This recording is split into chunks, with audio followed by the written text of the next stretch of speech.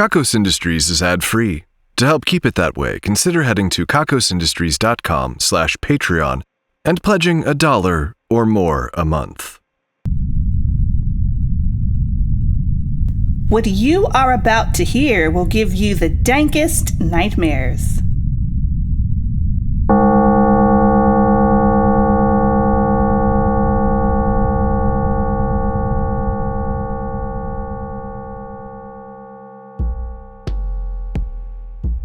Hello and welcome to the Kakos Industries corporate shareholder announcements.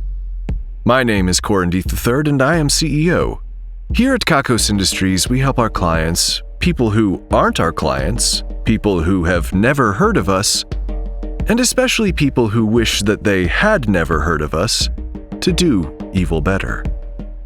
During the last set of announcements, we had Halloween and also the Grey Masquerade if your investment in evil was high enough to earn you a spot. It was dumb. It was a really dumb event, full of posturing and all kinds of ridiculous, snobby rich people nonsense. But it happened. There were perhaps some moments that I enjoyed, but not all of them. Still, I think I accomplished what I meant to. I know that many of you will be curious if Melantha ever came to the party. I will say that there was a mysterious woman walking around with an extremely complicated eagle-type mask, complete with feathers and gemstones and gold thread, who was also completely naked, but I can't be positive it was her. I've seen her naked before, of course, more times than I wanted to. But she does tend to change things around with regards to her physical appearance pretty often. She didn't look like a naked Melantha I've seen before. That being said, I have my suspicions. It would be pretty weird if there were more than one person like her, but it's possible. As for Violet, I am told that at one point, in an effort to impress a number of potential business contacts, she took a single sip of the black, oily quirp beverage. They were all extremely impressed. All the same, they left her passed out in a puddle on the lawn outside of the tent. I am told that this is actually a positive sign for her social standing and business relationships. We shall see. Many of you may also be curious about my meeting with the woman outside the door of the booth when the broadcast ended. We'll talk about that soon enough. Today's broadcast is coming to you from a budget CD player you received through your incoming projectiles window. You put in the demo disc that we gave you and these announcements began. You may have noticed, though, that there are no speakers. You are hearing these announcements without the aid of speakers of any kind. Instead, you are hearing my voice right now through the failing motor inside of this CD player. We had a whole bunch of these things that were just slowly dying, and instead of throwing them out, we discovered something interesting. You see, the motors in these CD players are failing very predictably, which is a much more useful quality than you might think. Because of this, we can use the grinding of those dying gears to reproduce frequencies accurately. Hence, you are hearing these announcements. You might be wondering what's on that demo disc that you're not actually hearing. I can't get into the details because of some proprietary technology, but I am authorized to say that the disc is the antenna. Make of that what you will. I should mention that these announcements are strictly for Kakos Industries shareholders. If you aren't a shareholder, then you should get away from this device as quickly as possible because it is about to shoot that demo disc out of its top-loading slot and kill you with it. What's that sound, man? It's not going to do that. We couldn't implement that in time? Wow. That sucks. What did we do instead? We poisoned the disk. Well, I assume shareholders have already been immunized against the poison, so that works just as well. It's not as exciting, but it works. Watch out, or become evil. Or whatever. Recently, we began the Festival of Anti-Celebration, and we also had Black Friday. People have been coming up with interesting ways to anti-celebrate. Some people specifically work on holidays while blowing off their responsibilities the rest of the time. Some people strip moments of their lives from every symbol or ritual that might potentially be construed as significant, let alone celebratory. However you anti-celebrate, we're there with you. As for Black Friday, we did produce a number of particularly evil hats as promised. Some of them were really pointy. Others made your head look like a perfect sphere. All of them were exceptionally evil. We had 7 to sell. We had 300 people in line. There was a fist fight, and at least one person died, although we're not quite sure how they died just yet. Coming up, we have Yule. We're going to be sticking with the classical interpretation this year.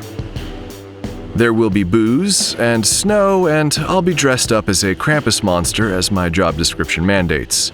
Some of you will get spanked. Many of you will be weird about it. Such is life, I suppose. Whatever keeps you going, honestly.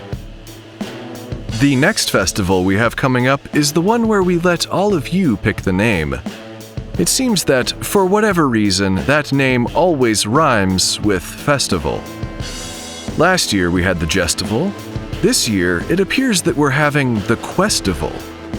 The Division of Dionysia is preparing a number of quests, all achievable but at varying levels of difficulty, to hand out to partygoers. They are hiring actors to hand out these quests. Some of the quests require you to team up. None of the quests will explicitly involve sex, but we know our audience. We're preparing for that too, just in case. Alright, I suppose I can talk about the woman who was waiting for me outside of the booth last time. After the broadcast ended, I went out and met with her. She told me she was eager to answer my questions. In my line of business, anyone eager to do anything to help you is a bit suspicious, as you can understand, but I was desperate. I followed her to a nearby office where we could speak privately. As Violet hinted, she is Tabitha. We've been calling her Tabitha Prime just to keep them all straight in our minds. They don't seem to make that distinction exactly, though they do tend to take on different roles depending on their age. This is, of course, for the clones. Yes, they are clones, and my team tells me that they are the highest quality clones they have ever seen. This isn't just in reference to any perceived hotness, though there is some of that for sure. Even the best clones we've ever made here at Kakos Industries have had certain issues. But Tabitha Prime, she does have a last name, but I can't divulge it for now. She seems to have done a lot of work to make sure her daughters are without any of those common issues. They are different from her in slight ways, but not significant ones. They are without flaw from a cloning standpoint. Tabitha Prime was quite open with me about the nature of her daughters. She really takes pride in her work. I did ask her about the other Tabithas, the ones that aren't her clones. She told me that that wasn't what she came to talk about. She went from being very proud and open about the cloning to very terse. I get the impression that there's a lot more there. I hope to learn more someday. At least I think I do. The two groups of Tabithas may not communicate as much as we once thought. We considered calling the Tabithas who are clones Tabithas, and calling the ones who adopted the name Tabithans.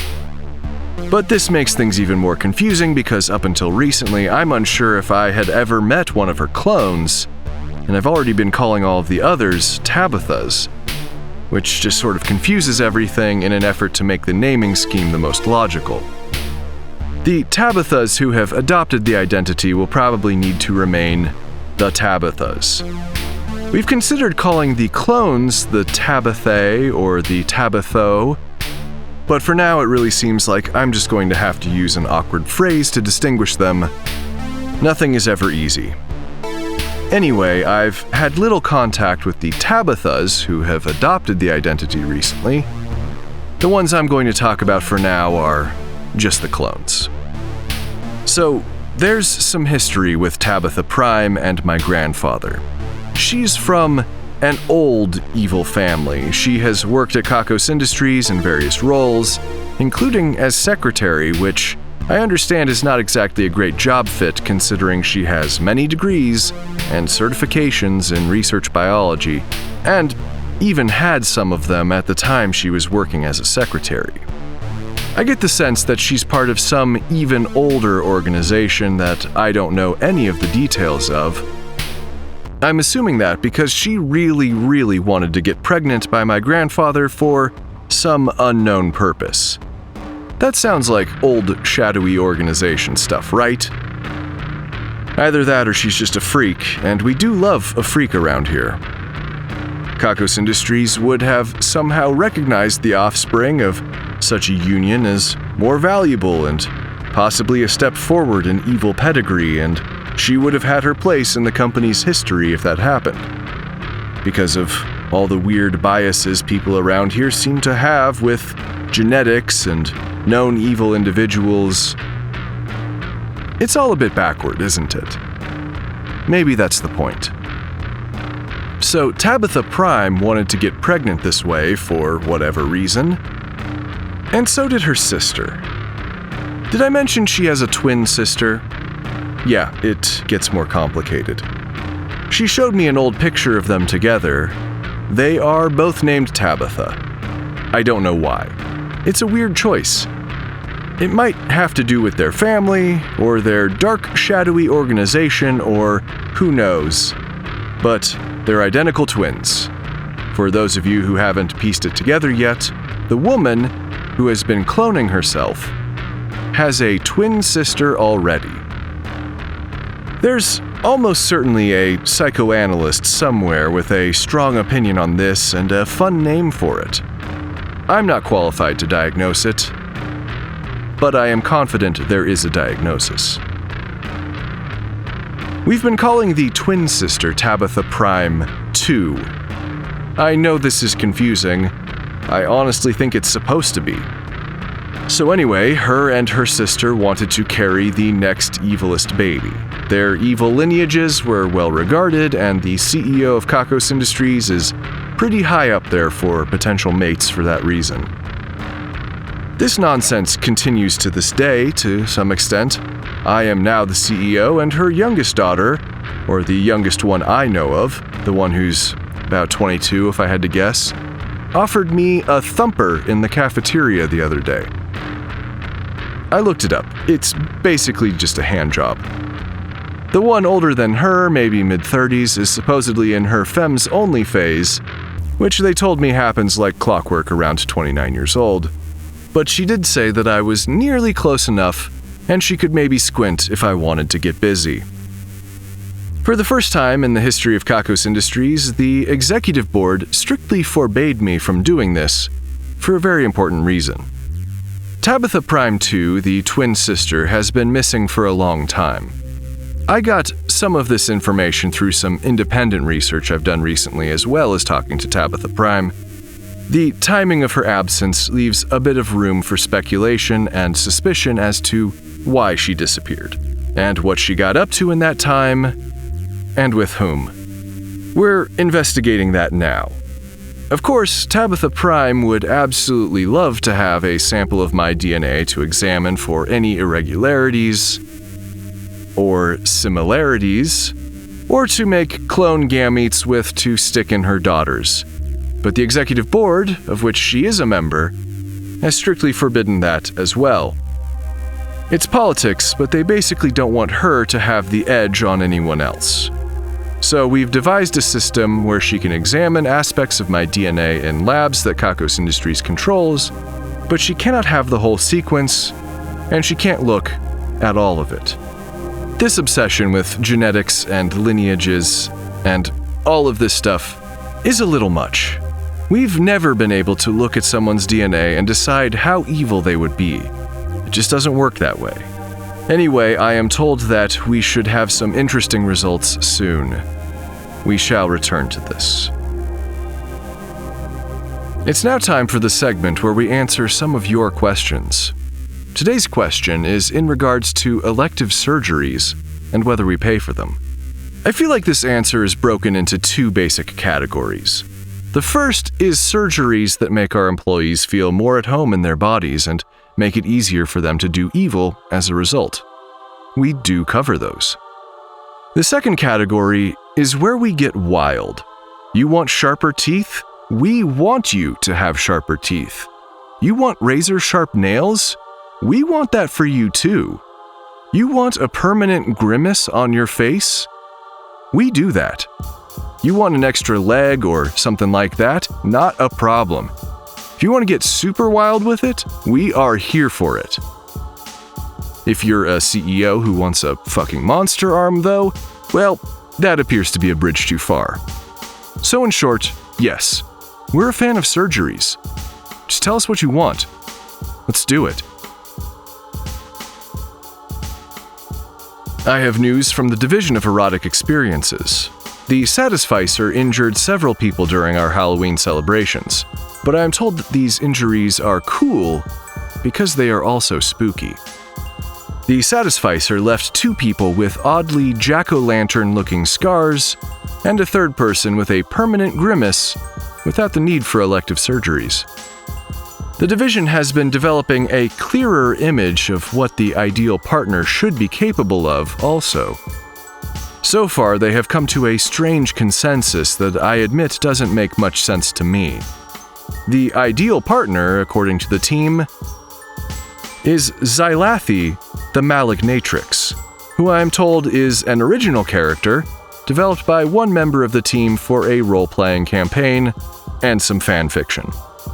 I'm not sure how that person got everyone on board with Xylathi, but I have seen pictures that the team member drew, and at the very least, this character is capable of a reasonable amount of sexual activities above and beyond what a human partner could offer. The rogue team that broke off from the Division of Erotic Experiences is still missing. We are still trying to find them. We are still trying to figure out what they are up to because we are worried. In that vein, there are some rumblings that the cult of Oh-Ah has been more active than they have been in a while. I understand that there was a somewhat contentious leadership election, and someone with ties to the Division of Erotic Experiences has taken control. Their vision of how people should live is remarkably similar to the aims of the breakaway group, namely that all people should live in constant, robotic ecstasy. The two things might be unconnected, but they aren't. You know they aren't. I know they aren't. We'll see where this goes. We have news from our Hell labor camp, that labor camp we built far underground in a huff because hell wasn't real. The Division of Anthropology has been studying the habits of the laborers because they've been seemingly developing a new religion based on strange glowing figures they've been making. They have pieced together a pantheon based on the prominence of certain figures. There are some figures, though, that appear only once as far as the team can tell. They are assuming that over a long enough timeline they will get an accurate distribution of how important each monster god seems to be. They've also noticed the laborers beginning to speak in tongues in addition to their chanting. I am told that the syntax of their language is making it very difficult to tease out the meaning of any of it. It's possible that the chanting part is a language and the speaking in tongues is a bit more chaotic. Meredith Gorgoro, the overseer in the Hell labor camp, has seemingly taken a greater interest in these activities than before. I think it might be because I asked her what was going on, and now she's concerned that she doesn't know. Hopefully, she will be able to learn something we haven't. So, Kimmy is still missing. I know some of you were worried. Seriously, if I don't talk about her for long enough, we start to get letters. Anyway, she kind of does this sort of thing. She goes missing for a while, she comes back when she's ready. She doesn't really care who she pisses off in the meantime. The usual. She'll show up when she wants to. We can't get too upset that she's disappeared. I will say that there is something a bit strange, though. The Matmos twins, Clarissa and Hedera, my supposed liaisons to the Matmos, who are more like human furniture, have started calling her the Wretch. This is an uncharacteristic show of emotion for them, which leads me to believe something more serious has happened. Okay, I've got an update from the team working with Tabitha Prime. She says that we are not related. That's a relief. I think. I'm not sure how I would mentally process the 22-year-old version of what could have been my grandmother offering me a handjob.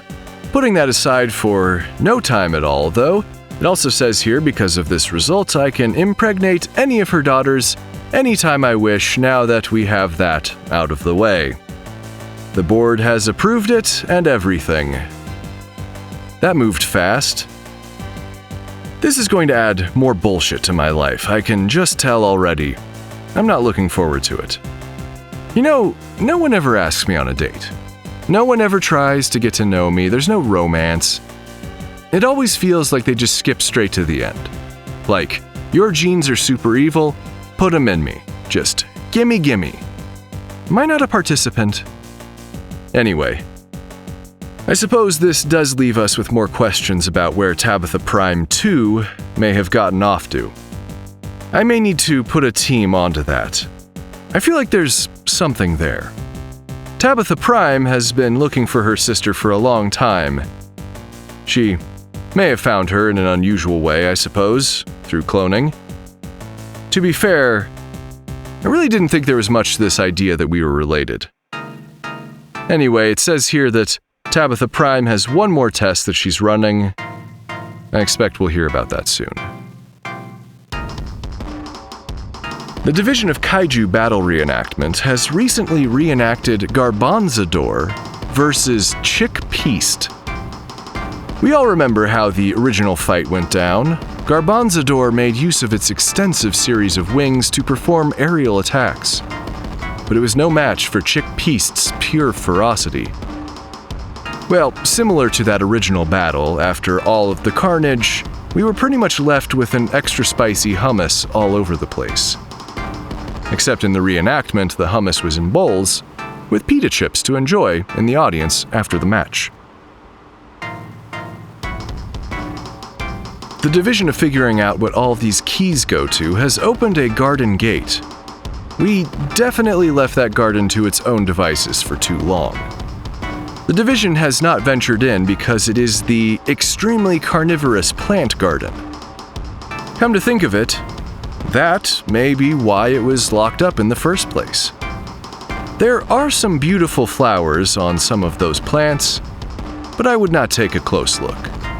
Perhaps we can get a team to trim them back. They may require some heavy armor. Maybe we should use robots. I have news from the Division of Secret Societies. We recently enacted a plan within the Church of Diuretics, and I understand that it went swimmingly. Bad choice of words. Anyway, Winston Marple, our man on the inside, convinced the congregation to engage in a multiple-day coffee-drinking contest. I understand that some of the higher-ranking officials may have died during the ordeal, and that Winston is making his way up. His most recent report had the following to offer. Okay, I used to be a guy who was into piss. I'm over it. I'm ready to come home anytime. I hope I never piss again. It's time for today's Employee Spotlight. Today we are shining the spotlight on Evelyn Ethers from the Division of Teeth and Bones for being able to reassemble the bone monster. It was very important to reassemble it because it scares the hell out of everyone walking down the bone hallway. I feel like the bone hallway should be a euphemism for something, but in actuality it's just a hallway with a ton of bones. I don't know why they're there. Maybe we ran out of places for them. At any rate, thank you, Evil and Ethers. They say that Evil once bared it all and made everyone insanely jealous. This is things we're taking credit for now. Today we're taking credit for the great outdoors, the greater indoors, and the even greater horrors inside your own mind. Now, as I typically say, we cannot know for certain that we are responsible for all of these things in all cases. All the same, it is in your best interest to believe us on this one, especially if you want to keep the horrors inside your own mind semi-manageable. Eddie Eyes has won today's Ruin a Life drawing. As a result of this victory, Eddie Eyes' nemesis will encounter a life-ruining turn of events. Calico Shrine is that nemesis. We gave the Wheel of Misery an extra hearty spin and it landed on the space for energetic. From this day forward, Calico Shrine will be uncomfortably energetic, and a problem to everyone nearby. Calico may vibrate, or shake, or pace uncontrollably, and the speed of the rest of life will seem painfully slow. For evil measure, Eddie Eyes will have a little extra trouble keeping those eyes open, with 8% less energy than usual. Congratulations on the win, and best of luck. Speaking of the Wheel of Misery, the Damnation and Ruination Squad, the team tasked with making the wheel's dictates come true, are currently going around the building wearing mint leaves. I believe the implication is that they are some kind of dessert, but at this point, I know better than to make guesses. At the very least, it is one of the lesser messy things they have covered themselves with.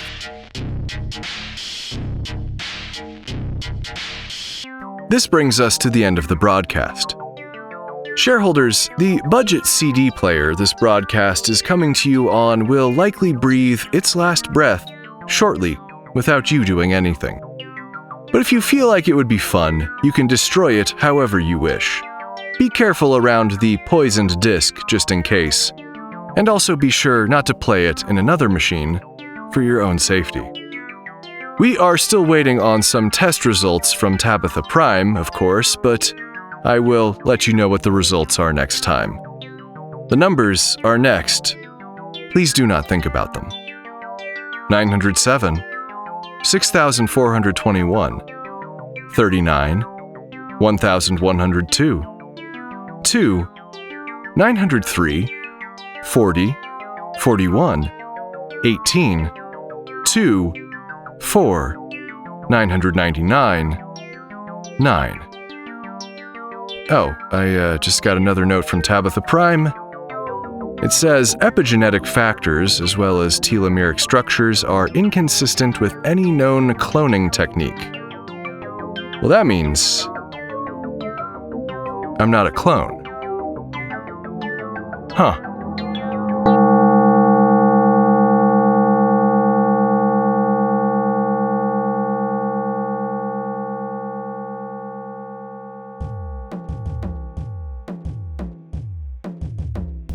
Industries is written and produced by Conrad Miszuk, who is also the voice of Corin Deeth and the composer of the music. The introductions and credits are read by Ryan L. Jenkins, a collage of disorganized memories strung together with copper wire.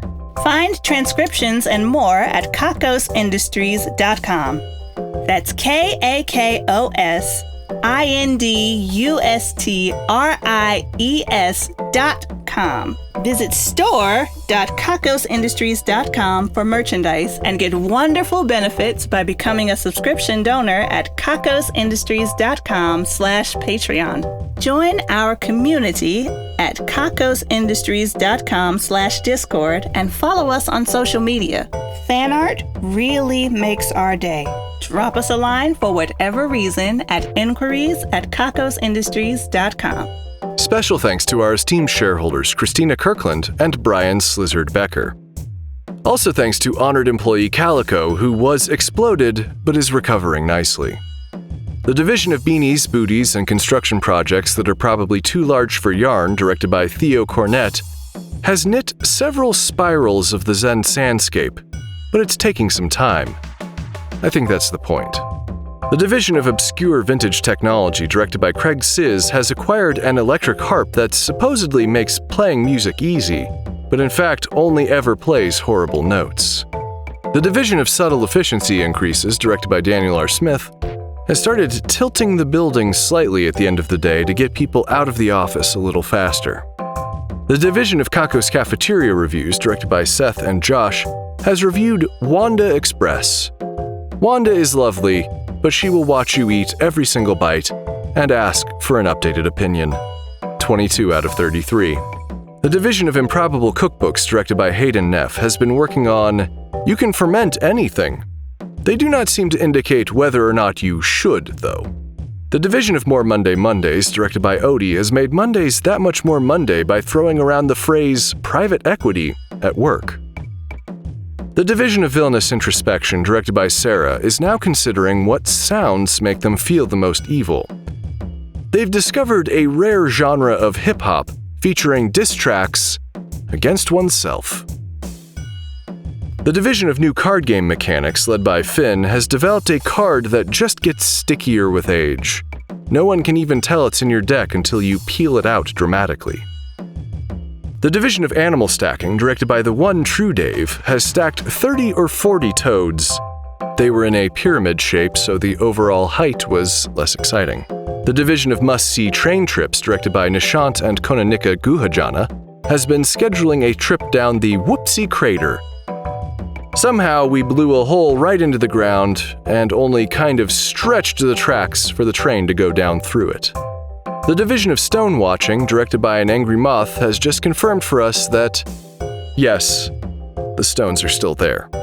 The division of lesser-known napping locations, directed by Sass Master J, has recently taken a nap in an upright bass case from the division of Tortured Strings. Our esteemed shareholders, honored employees, division heads, and other Patreon patrons are the best. If you want a thank you in the credits, your own division, or other great rewards that help to keep this show running, please head to kakosindustries.com/Patreon. That's Patreon, Patreon.